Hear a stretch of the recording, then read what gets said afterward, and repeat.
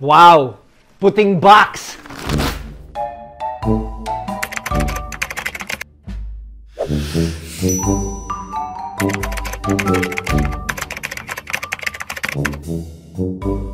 So dito kayo bubukas?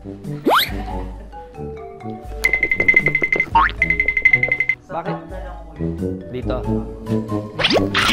Ginagawa mo!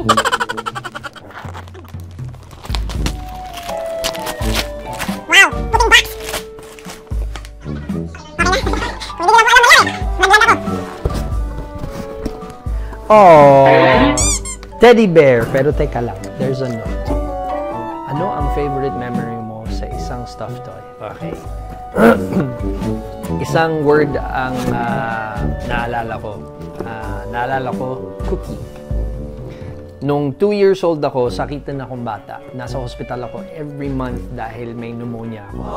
And mahina yung lungs ko dahil at that time nakatira pa ako malapit sa EDSA sa Bel Air.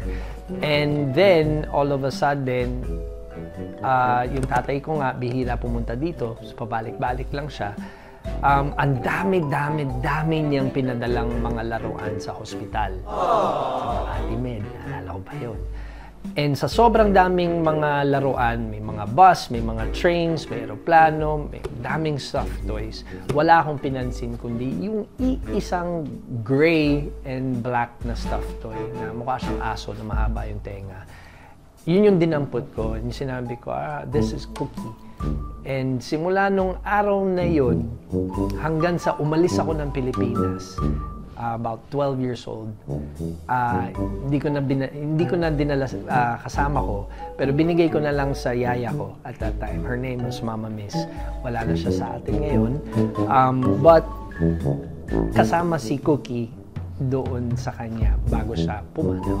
So, it's a big memory for me. Cookie was my best friend and Cookie was my dad's gift to me. So, thank you.